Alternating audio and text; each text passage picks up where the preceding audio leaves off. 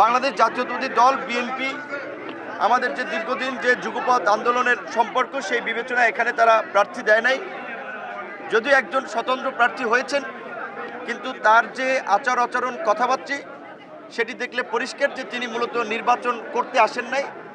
তিনি নির্বাচন বানচাল করার জন্য বা নির্বাচনী পরিবেশ ঘোলাটে করার জন্য এলাকায় আসছেন, যার ফলে নানান ধরনের উস্কানিমূলক কথাবার্তা বলছেন, মিথ্যা বিভ্রান্তিমূলক প্রোপাগান্ডা ছড়াচ্ছেন, অনলাইনে বক্তব্য দিচ্ছেন। আজকেও আমি জেলা প্রশাসকের কাছেও সেই বিষয়ে দৃষ্টি আকর্ষণ করেছি যে একজন প্রার্থী হিসেবে এই ধরনের চরিত্রহনন মানহানিকর বক্তব্য দিতে পারে না। এই বিষয়গুলো যেন জেলা প্রশাসকও ব্যবস্থা নেয়, কারণ আপনি জানেন যে এখানে বিএনপি এই যুগপৎ আন্দোলন থেকেই তার মিত্রদেরকে আশ্বস্ত করেছে। জাতীয় পর্যায়ে তারা পরিষ্কারভাবে বলেছে যে বিএনপি যদি নির্বাচনে জয়লাভ করে তারা যুগপৎ আন্দোলনের মিত্রদেরকে নিয়ে সরকার গঠন করবে। এমনকি মিত্ররা যদি নির্বাচনে জয়লাভও কেউ না করে তাদেরকেও সরকারে রাখা হবে। তো বিএনপির এই ভালো উদ্যোগে সাড়া দিয়েই কিন্তু আমরা বিএনপির সাথে অ্যালায়েন্স করে নির্দিষ্ট কোনো দলের প্রার্থী বা এমপি হতে চাই না।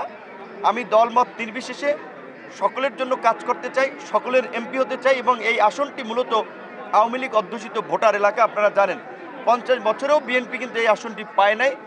এবং গত 5ই আগস্টের পরেও রাজনৈতিকভাবে কেউ যেন প্রতিহিংসার না হয়, কেউ যেন চাঁদাবাজি ভূমিদস্যুদের দ্বারা লাঞ্ছিত না হয়, জুলুমের শিকার না হয়, সেই বিষয়টি নিয়ে সবসময় আমি সরব ছিলাম।